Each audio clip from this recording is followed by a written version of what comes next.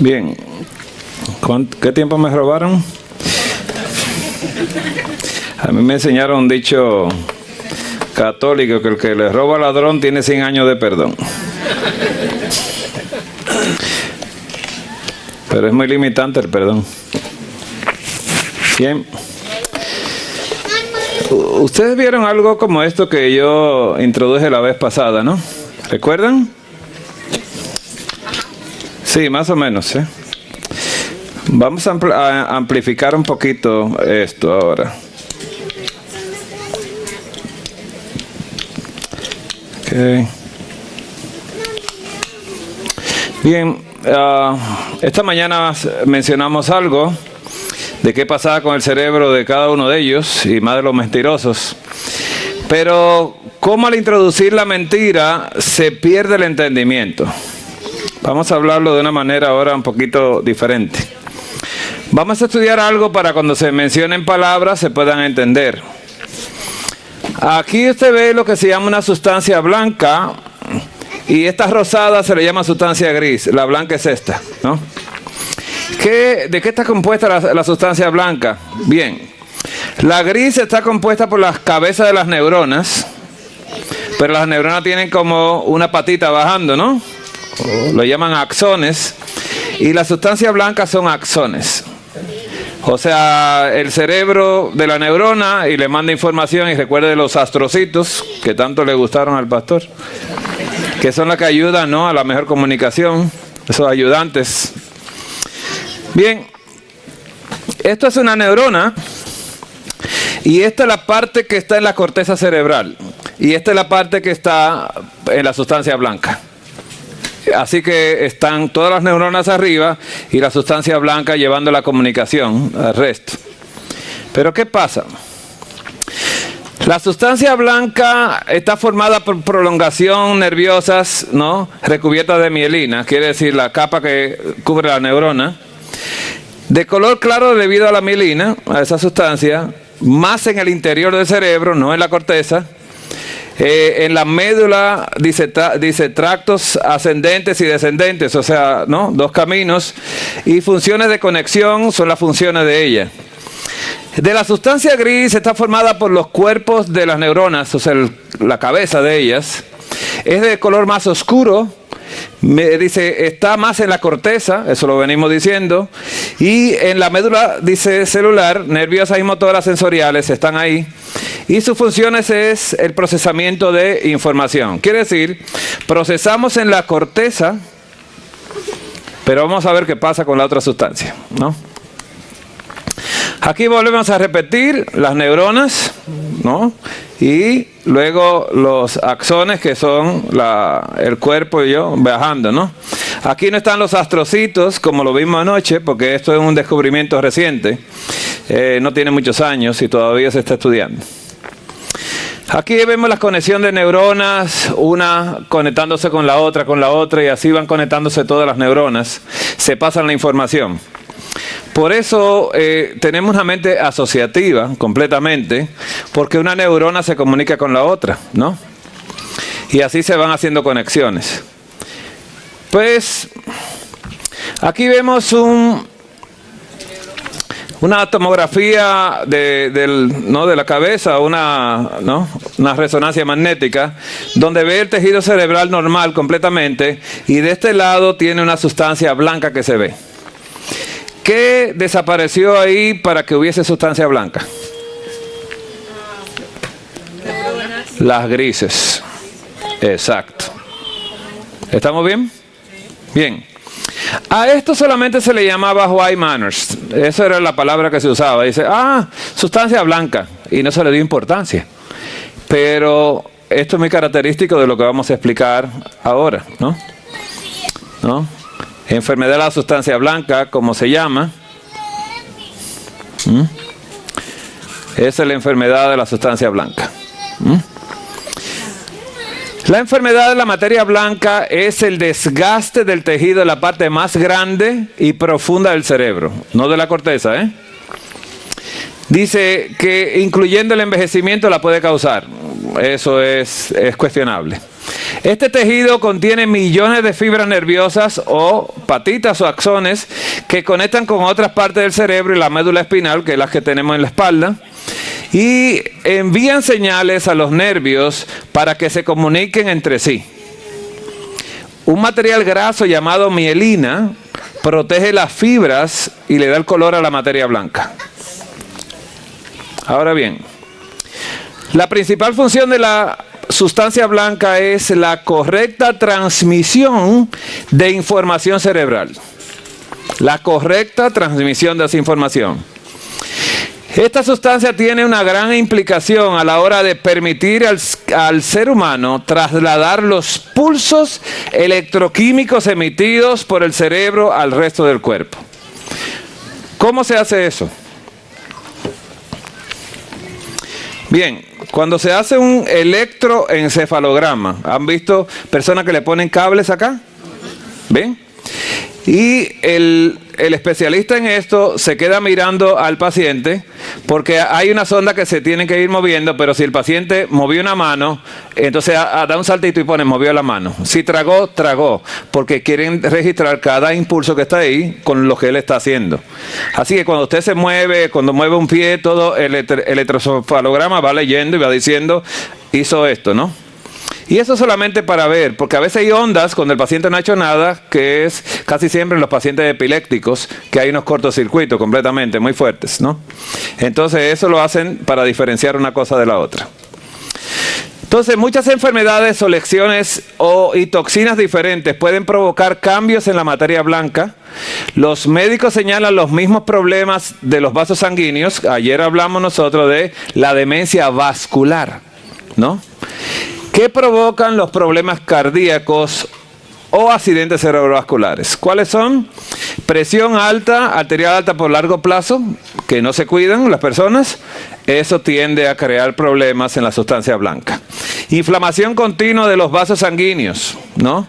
El fumar, la diabetes, el colesterol alto, la enfermedad de Parkinson, la historia de accidente cerebrovascular y la genética también puede influir. ¿Hablamos de la genética esta mañana?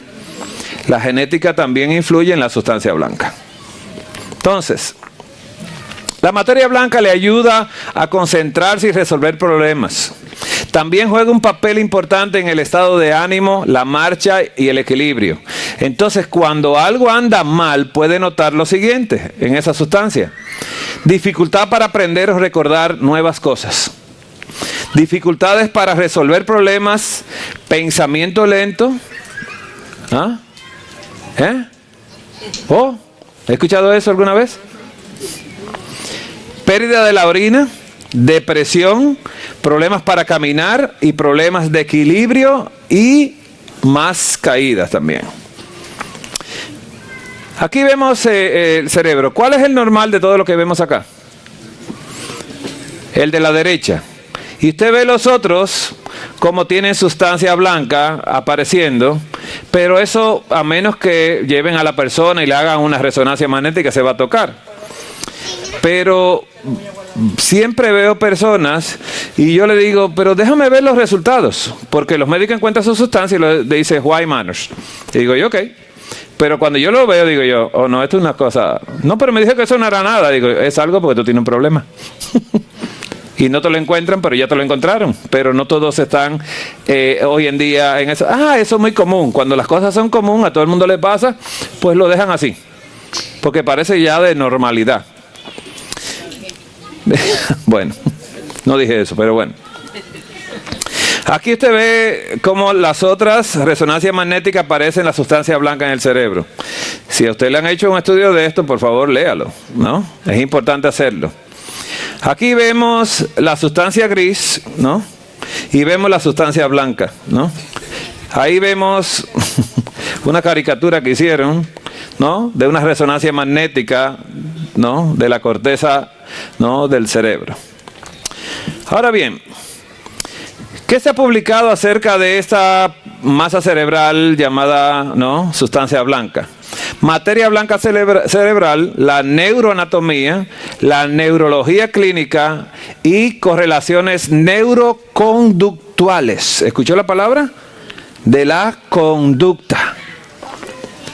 Por eso esta mañana insistimos cómo a Abraham se le dañó la sustancia blanca y tenía problemas conductuales, los cuales su hijo lo heredó y se lo pasó a sus hijos.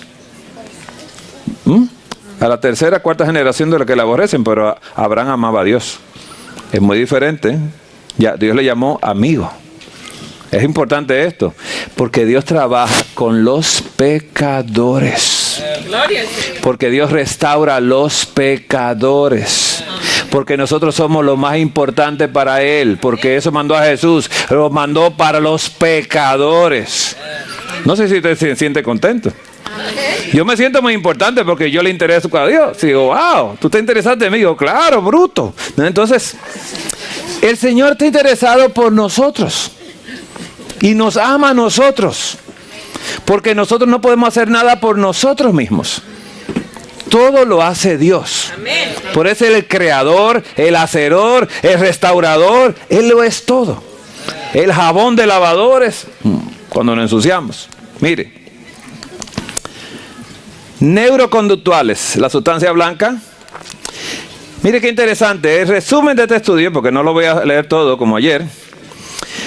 Dice que las lesiones de la sustancia blanca cerebral, WM, dan como resultado síndromes neuroconductuales focales, fenómenos neuropsiquiátricos y demencia.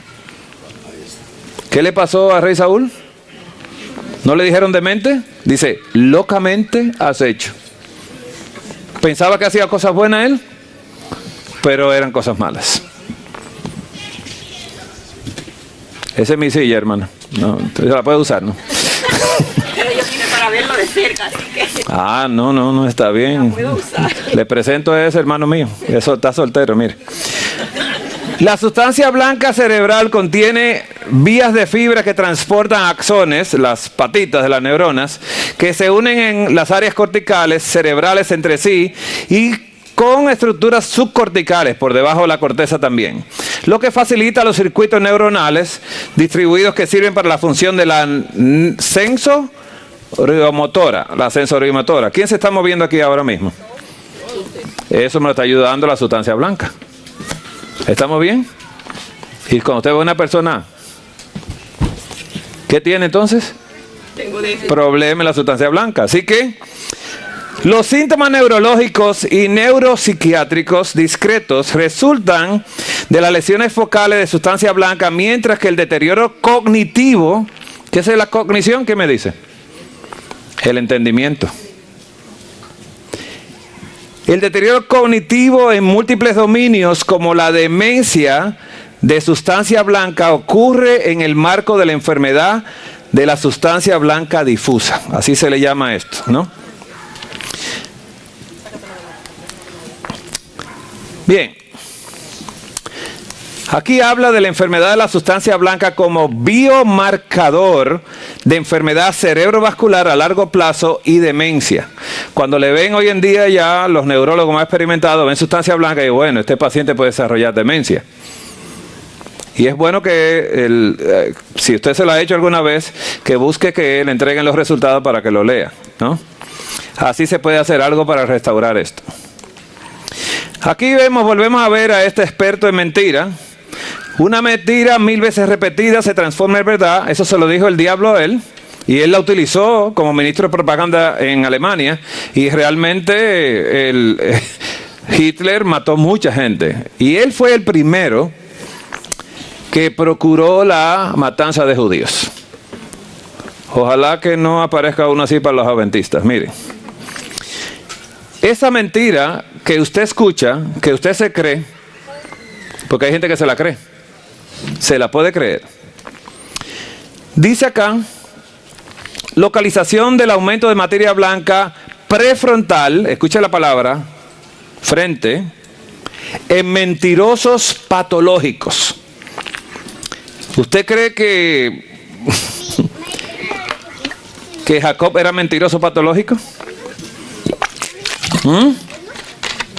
¿Era mentiroso? ¿Abraham era mentiroso? ¿Cómo Dios ama al pecador? Mire, el proyecto de Abraham delante de los ángeles fue un proyecto interesante. Porque dijo Dios, yo voy a ser un hombre de fe. Dice, pero ya tiene fe. Dice, no, es lo que menos tiene, yo lo voy a hacer. Gloria al Señor. Y él hizo un hombre de fe de un hombre que no tenía fe. ¿No? ¿O sí? Sí. ¿Se rió de Dios Abraham? Sí. ¿Con la promesa? Sí. Donde no se rió fue cuando Sara fue que se rió y dice, tu esposa se rió y Abraham calladito, sí. Y dice, no me reí, usted se rió. Mentirosa. Ay, otra mentirosa. Le dijo a Dios mentiroso. Es feo esto, ¿eh? Esta sustancia blanca, hermanos. Mire, un análisis de las regiones prefrontales, y ponga atención a la palabra prefrontal, porque luego vamos a ir a ver qué es prefrontal en neurología, ¿no? Daños en las regiones prefrontales. Dice así, órbito frontal, que de esa Abraham tenía mucho daño. Mucho daño. Dice que fue con un aumento de la sustancia blanca en los mentirosos, esa zona.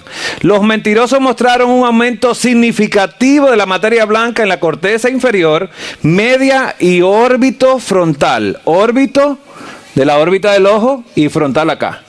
Usted lo verá ahora, ¿no? En comparación con los controles antisociales respectivamente y los controles normales. Estas personas tenían problemas en esas áreas. Y vamos en un momentito a leerlo. Dijimos lo que dijo Adán. ¿Qué dijo Abraham? Diré que mi hermana. Estaba poniendo a Sara a mentir, ¿sí? Sí. ¿Y Sara consintió con la mentira? Sí. Pues eran dos mentirosos. Interesante. Y Abraham volvió a decirlo. Entonces era un mentiroso patológico. Qué interesante esto. ¿Sabes lo que hace la gente de excusa? Dice, no, tú sabes, yo tuve que hablar una mentirita piadosa. ¿Escuchas la mentira piadosa? Mentirita blanca. Mentirita blanca, pues tú sabes que yo necesitaba esto, aquello. ¿Sabes lo que es la mentira? Mentira. Y ya no hay otra cosa. La gente lo pone pequeñito. No, pero es una mentirita pequeña, sabes que yo necesitaba entrar y entonces me lo estaban prohibiendo. Digo, no me haga cuento a mí porque ya tú te estás dañando el cerebro. Lo que hizo Isaac en Gerar también, que dijo que era su hermana, lo heredó de su papá y de su mamá. Y cuando Jacob le dijo a su papá, yo soy Esaú, tu primogénito. Y cuando él le preguntó dudando, dijo, yo soy. Dos veces, digo, no, es que aquí somos mentirosos desde el abuelo. ¿Vamos bien por ahí? Mire, hermanos. Una cosa que yo he tenido que trabajar toda mi vida con mi hijo. Porque su abuela tendía a decir mentiritas, pero era por buena gente, ¿no? Y eso es una cosa que no me gustaba. Entonces yo dije, wow, cuando mi hijo nació, tuve yo que empezar un trabajo con mi hijo de pequeño, siendo un niño todavía, de enseñarle las consecuencias de mentir.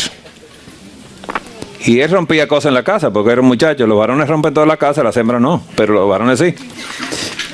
Pero gracias a Dios por los varones, ¿no? Porque ayudan a Jondipo.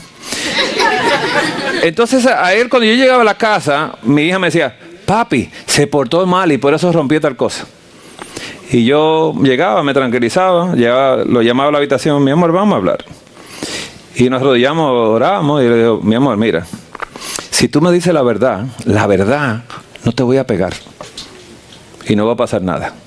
Pero si me dice la mentira, te voy a pegar bien fuerte. Porque yo tenía que derrumbar eso. Porque la mentira es que recompensa o castigo. Castigo. ¿Y la paga del pecado? Muerte. Pero no le iba a matar a mi hijo. Y así empecé yo. Y cuando él veía, decía, lloraba y decía, es verdad, papi, yo lo hice. Yo te dije que no, pero yo lo hice. Digo yo, ok, te vas a quedar castigado aquí en la habitación. Pues te dije, no te iba a pegar. Yo te llamo cuando termine el castigo. Y ahí se quedaba. Y lloraba mucho. Y ya la segunda vez fue más fácil. No se negó. Dijo, papi, yo lo hice. Antes de yo ver lo que había roto. Pues siempre rompían cosas, ¿no? No sé por qué, pero bueno, sí. Y así trabajé con mi hijo todo el tiempo. Y siempre dije, a mí me da la verdad aunque me duela. Pero quiero la verdad. E insistí en eso. Y cuando yo escuchaba que la abuela le aconsejaba cosas, digo yo, mi amor, Dios está escuchando lo que tú estás hablando. Es verdad, papi. Digo yo, no le haga caso a nadie, a Dios solamente. Dios odia la mentira, aunque ama al mentiroso. Una cosa que no vamos a entender, pero bueno. Entonces me ha costado mucho esto porque viví en un hogar donde mi papá no era mentiroso. Él solamente vivía su vida. Pero ¿qué pasa con la corteza orbitofrontal? Es la región del lóbulo frontal del cerebro relacionada con el procesamiento cognitivo del entendimiento de la toma de decisiones. Y esa es una de las más afectadas cuando uno miente. Entonces uno no toma las decisiones correctas. Porque esa órbita, mira cómo lo señalan aquí los neurólogos, ¿no? Por donde están los ojos. Esa parte del cerebro que se conecta con por eso se llama órbito frontal, está en la frente y en la zona orbital, donde ve el ojo. ¿Qué pasa con esto también? Que el síndrome orbitofrontal, se le llama en neurología, es un síndrome de neuropsiquiátrico, escucha esta palabra, con síntomas que afectan los dominios cognitivos de entendimiento, afectivo y conductual. Cambia la conducta, alterando algunos de los rasgos que nos definen como especie, dice, como la flexibilidad cognitiva y la regulación afectiva. Todo eso lo hace ese síndrome orbitofrontal, que se da en ¿quiénes? En los mentirosos. Así que la mentira, ¿Adán habló mentira a Dios? Sí. La mujer dijo a la serpiente. A mí me gusta como dice la palabra. La mujer siendo engañada, pero no dice que el hombre fue engañado. Pecó a propósito. A propósito. Así que esto que leímos esta mañana, realmente estos daños son heredados completamente. Y lo leímos en los estudios de la herencia, la genética. Bien. En resumen, el estudio dice que esas subregiones prefrontales, utilizando imagen de resonancia magnética, los mentirosos mostraron un aumento relativamente generalizado de la sustancia blanca en 23 a 36% en esos lugares y órbitos frontales también, ¿no? Eso fue lo que sucedió acá. Y este aumento de la sustancia blanca puede predisponer a algunas personas a la mentira patológica. Cuando se entra una mentira, ya se dañó esa parte, y si insistimos, ya eso se vuelve una normalidad. Y la gente son mentirosos. Totalmente. Y eso hay que reparar el cerebro para hacer estas cosas. ¿Con qué se repara el cerebro? Con la alimentación. ¿Y la obediencia? Hay que obedecer a Dios. Número 1, ¿no? Bien. Aquí vamos a hablar de esta parte, esta materia blanca prefrontal en mentirosas patológicas. Mentirosas patológicas. En el abstracto dice que los estudios han demostrado una mayor activación bilateral de ambos lados en la corteza prefrontal, en ambas, ¿no? Cuando los individuos normales mienten. ¿Qué hice yo? Cuando los individuos normales mienten, pero no se han realizado estudios de imágenes estructurales de individuos engañosos. Así que este fue el abstracto para hacer un estudio, porque solamente vieron actividad en esa área, pero vamos a ver cuando las personas son engañosas. Los objetivos del estudio fueron evaluar si los individuos engañosos muestran anomalías estructurales en el volumen prefrontal de la materia gris y la blanca también. ¿Y qué llegaron ellos, no? El método que se usó, los volúmenes prefrontales de materia gris y blanca se evaluaron mediante imágenes de resonancia magnética estructural de 12 individuos que mienten, engañan y engañan patológicamente, que son mentirosos. 16 controles antisociales y 21 controles normales. ¿Qué pasó en el resultado? Que los mentirosos mostraron un aumento de 22 a 26% en la sustancia blanca prefrontal, la blanca, y una reducción de 36 a 42% en las porciones prefrontales de gris blanco en comparación con los controles antisociales y los controles normales. Estas personas pues se dañan el cerebro cuando mienten. Por eso, ¿qué va a hacer Dios con la mentira? ¿Quién me dice? No entraron al cielo.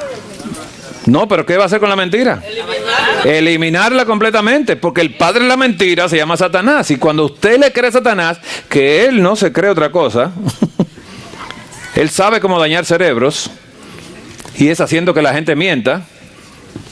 ¿Le ha preguntado usted una vez, ¿tú me amas, mi amor? Claro. ¿Eso fue bien? Usted le dice, claro que te amo, mi amor. Dice, pues sí se siente.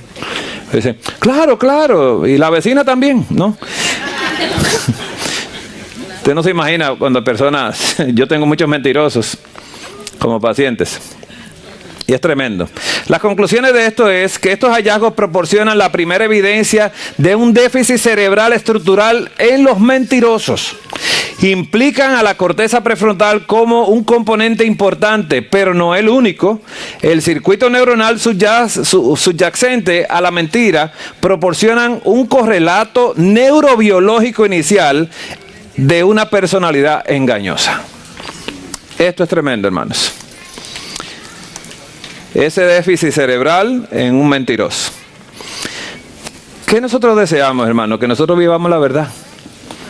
Yo siempre he sido muy franco. Y con Dios, cuando Dios me llamó, que fue una sorpresa, yo llegué a la casa con un dolor en mi corazón, diciendo, wow, yo percibí tanto amor sobre mí, que yo le dije lo mismo que le dije a mi esposa, que hoy en día, cuando fue mi novia. Y le dije a Dios lo mismo, le dije, mira, yo me he sentido tan bien, yo he sentido tanto amor en mí, pero yo me siento mal y te voy a decir una cosa, yo no te amo. Apenas te acabo de conocer, pero yo sé que si tú me ayudas, yo podré amarte de todo corazón, porque yo ni te veo, no te he escuchado. Solo sentí tu presencia y sé que eres tú. Nunca lo había sentido en mi vida.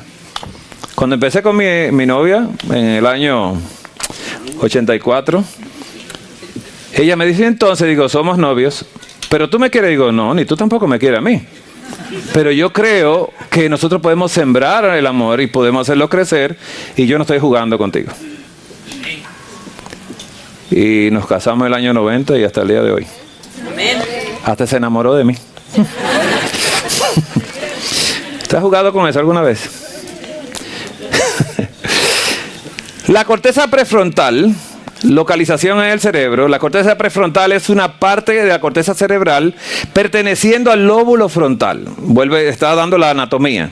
Se trata de una área cerebral con gran tamaño, con una gran importancia a la hora de explicar el control conductual, la personalidad e incluso las capacidades de entendimiento o cognitivas. Eso es la corteza prefrontal. Volvemos a repetir, ¿no? Las funciones de esa corteza. ¿Cuál función tiene la corteza prefrontal? Funciones ejecutivas. Dentro de dichas funciones encontramos la capacidad de la anticipación. ¿Escuchó esa palabra? ¿Usted ha llegado a lugares donde usted anticipa lo que va a pasar? Usted dice, bueno, aquí me parece como que va a pasar tal cosa, ¿no? Usted hace anticipación. Eso lo hace la función de la corteza prefrontal. Si usted ve movimiento así como un poco raro, dice, bueno, aquí está pasando algo, y entonces empieza usted, la corteza prefrontal, a imaginarse, bueno, yo creo que tengo que moverme de acá, porque, ¿no? Cosas así, ¿no? ¿Usted ha visto personas que ahora, hoy en día, una tristeza, estaban golpeando a una señora en el aeropuerto, y pasan personas que quieren introducirse, y hay otro con el teléfono? ¿Qué está pasando con la corteza prefrontal? No está funcionando. Está mal, ¿verdad? Así hay muchas personas. Así que esas funciones, dentro de dichas funciones encontramos la capacidad de anticipación, la fijación de metas, hay que tener metas, y el inicio y mantenimiento de la acción. Lo que usted comience a hacer lo termina. ¿Ha escuchado esto alguna vez? Que empezamos cosas y las dejamos por mitad. La corteza prefrontal es la que hace eso, la termina. O sea, no solamente comienza, ¿no? La capacidad de planificación, la capacidad de base de memoria, la capacidad de modificar nuestras estrategias y de elaborar conceptos e ideas abstractas. Todo eso lo hace esa corteza prefrontal. ¿Usted cree que Albert Einstein tenía una buena corteza prefrontal? Leonardo da Vinci tenía buena corteza prefrontal, excelente. Imaginación, capacidad de ejecución, o sea, tenía todo. Esos son cerebros únicos, ¿no? Sí. Lo otro que tiene la corteza prefrontal es la atención, memoria y la inteligencia. La fijación de la atención o la memoria de trabajo, escucha esta palabra, también se encuentran mediadas por la corteza prefrontal, al igual que la capacidad cognitiva y de adaptación al medio. Usted no se puede imaginar cuando uno como médico está recibiendo entrevistas de trabajo, ¿cuántas preguntas le hacen? No se pueden imaginar. Y entonces uno que también sospecha, ¿no?, lo que están haciendo, que es evaluando a uno en todo. ¿Qué tú harías en un caso que pase esto y esto, pero tiene una complicación esta y la otra complicación? ¿Cuál tú harías primero? Entonces, ¿no?, lo cuestionan. Entonces, ellos quieren saber si mi corteza prefrontal está trabajando bien, ¿no?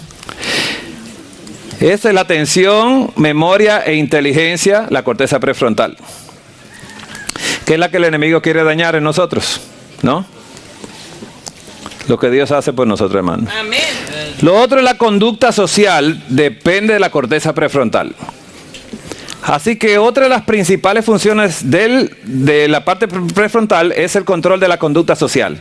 En base a nuestras interacciones y al aprendizaje extraído, tanto de ellas como el resto de la información que captamos, somos capaces de regular nuestras expresiones y comportamientos. Sentir empatía. ¿Usted ha visto esta palabra hoy en día en las personas? Esto está desapareciendo. Dice, restringir la conducta a base de posibles consecuencias y considerar otros puntos de vista ajenos, dice, al propio. Pero esto de empatía, hoy en día es muy difícil encontrar empatía. Muy difícil. Muy difícil, hermanos. Eso es bien. Yo creo que es algo en extinción hoy en día. La motivación está en la corteza prefrontal, órbito frontal también. Y es vincular emoción y cognición, o sea, la emoción tiene que tener cognición, porque si no tiene entendimiento, ¿cómo me emociono? ¿No? Y hay mucha gente que hoy en día solamente se emociona, pero no sabe por qué. Y dicen una palabra, hermana, dice, me da sentimiento. ¿He escuchado eso alguna vez? Digo yo, ¿qué tipo de sentimiento? Bueno, vincular emoción y cognición de manera que establezcamos un plan para llevar a cabo determinadas acciones es también debido a un buen funcionamiento de la corteza prefrontal. Así somos capaces de motivarnos y dirigir nuestra conducta a la consecución de una meta que nos seduce. Algo que le llama atención, oye, yo quisiera hacer tal cosa, ¿no? Y tiene que tener esa corteza prefrontal bien para que pueda trabajar con la motivación. La emocionalidad está en la corteza prefrontal. Y si bien el sistema límbico, que es donde están las emociones, dice, el que mayor vinculación tiene con el terreno de las emociones, la región prefrontal del cerebro tiene una gran importancia tanto a la hora de percibir como de expresar las emociones, traduciéndolas a reacciones fisiológicas y permitiendo su control consciente. ¿Qué usted está viendo hoy en día? Que hay muchas personas que no saben lo que están haciendo. Usted ha escuchado a personas que dicen, yo te amo tanto, pero le pega. ¿Qué está pasando con su emocionalidad de la corteza prefrontal? Y, no, perdóname, eso no vuelve a pasar, y le vuelve a pasar. ¿Ha visto esto? Sí. ¿Comportamientos repetitivos? O ella, él. O sí, a la esposa, a mí me pegan en la casa, pero bueno. Lo que hace el amor, miren. Lesiones en esta área cerebral. ¿En cuál estamos hablando? Corteza prefrontal. La presencia de lesiones en el área prefrontal puede provocar graves alteraciones en la psique, la mente, y las capacidades de las personas. Concretamente puede generar pérdida de la expresión emocional, especialmente a nivel facial. Usted ve una persona que no se inmuta, se queda así como, bueno. Déficit en el control de los impulsos, desinhibición, dice, no, se desinhibe, cambios de personalidad, conducta antisocial, hipersexualidad, pregúntenle a Jacob, ¿no? La hiperoralidad, fallos graves en planificación, capacidad de juicio y aplazamiento de recompensas. También pensamientos aplanados, lentos y con poca capacidad creativa. ¿Sí o no? Yo no sé, pero Jacob fue la persona con más esposas que yo conozco en la Biblia, ¿no?